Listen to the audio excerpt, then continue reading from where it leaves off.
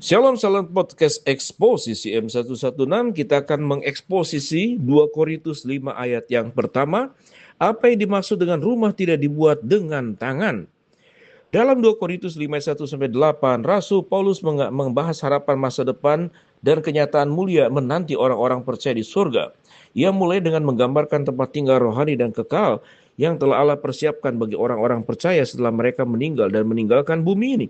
Karena kami tahu bahwa jika kemah tempat kediaman kami di bumi ini dibongkar, Allah telah menyediakan suatu tempat kediaman di sorga bagi kita, suatu tempat kediaman yang kekal yang tidak dibuat oleh tangan manusia. 2 Korintus 5 ayat 1. Dalam bagian ini, Paulus secara eksplisit merujuk kepada tubuh orang percaya, tubuh sementara kemah dan yang akan dihancurkan, tetapi tubuh kebangkitan rumah yang tidak dibuat oleh tangan manusia adalah kekal. Filipi 3:21 dan Roma 8 ayat 11 dan 23. Sebagai seorang pembuat kemah, Kisah Rasul 18 ayat 1-3, Paulus menganggap kemah atau skenos dalam bahasa Yunani sebagai analogi yang tepat untuk sifat kesementaraan dari tubuh kita. Saat ini yang fana dan duniawi, tubuh manusia bersifat sementara lemah dan rentan terhadap kerusakan seperti halnya struktur sederhana, tidak kokoh dan tidak permanen yang dibuat Paulus dengan tangannya. Tenda memiliki tujuan tetapi tidak dimaksudkan sebagai tempat tinggal permanen. Sebaliknya, tubuh surgawi kita di masa depan akan bersifat permanen, indah, dan mulia. Tubuh surgawi adalah rumah abadi kita yang tidak akan pernah menunjukkan tanda-tanda kelemahan atau kerusakan. Filipi 3:20-21. Tubuh surgawi dibuat untuk kita oleh Allah sendiri dan bukan oleh tangan manusia. 2 Korintus 5 ayat yang 1. Di tempat lain, Paulus lebih jauh membandingkan tubuh duniawi kita dengan tubuh surgawi kita di masa depan. Kemuliaan tubuh surgawi berbeda dengan kemuliaan tubuh duniawi. Tubuh duniawi kita ditanam di tanah saat kita mati, tetapi mereka akan dibangkitkan untuk hidup selamanya. Tubuh kita dikubur dalam kehancuran, tetapi mereka akan dibangkitkan dalam kemuliaan. Mereka dikubur dalam kelemahan, tetapi mereka akan dibangkitkan dalam kekuatan. Mereka dikubur sebagai tubuh manusia alami, tetapi mereka akan dibangkitkan sebagai tubuh rohani.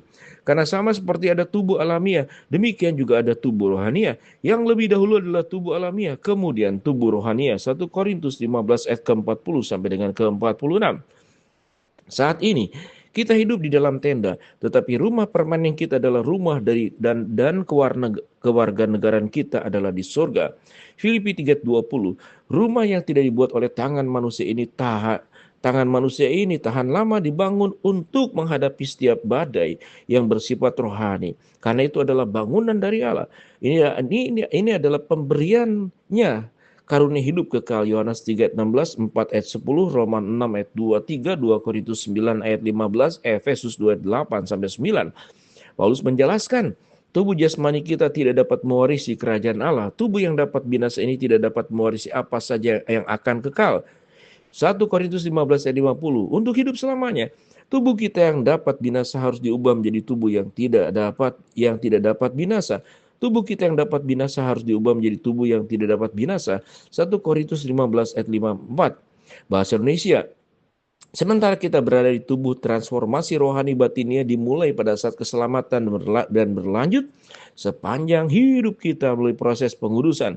Yohanes 17 ayat 17, Roma 6 ayat 3 sampai 10, 8 ayat 29, pasal 2 ayat 1 sampai 21, 1 Korintus 1 ayat 2, 2 Petrus 4 ayat 13. Namun transformasi lahiriah dari tubuh kita tidak akan terjadi sampai kebangkitan. Penyebutan Paulus tentang rumah yang tidak dibuat dengan tangan manusia menekankan harapan hidup, kebangkitan, kepastian hidup kekal bersama Allah.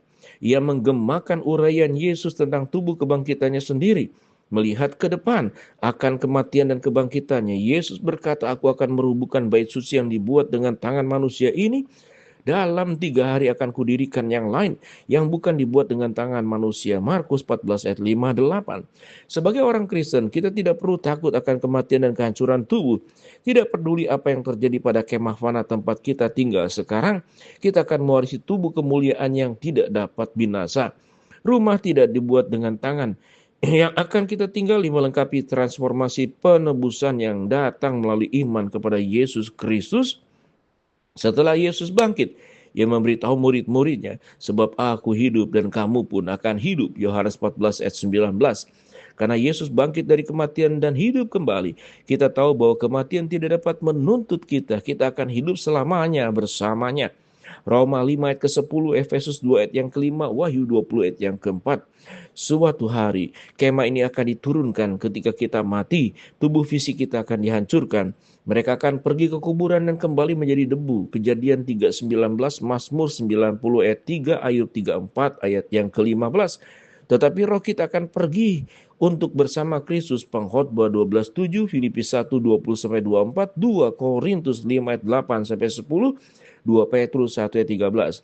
Kemudian ketika Yesus kembali untuk gerejanya, dia akan membangkitkan tubuh kita yang mati dalam kemuliaan. Tubuh dan roh akan dipersatukan bersama untuk selamanya, membentuk suatu bangunan mulia dari Allah, sebuah rumah yang tidak dibuat oleh tangan. 1 Korintus 15 ayat 35-58, 1 Tesalonika 4 ayat 13-12, sampai ayat yang ke-18. Shalom.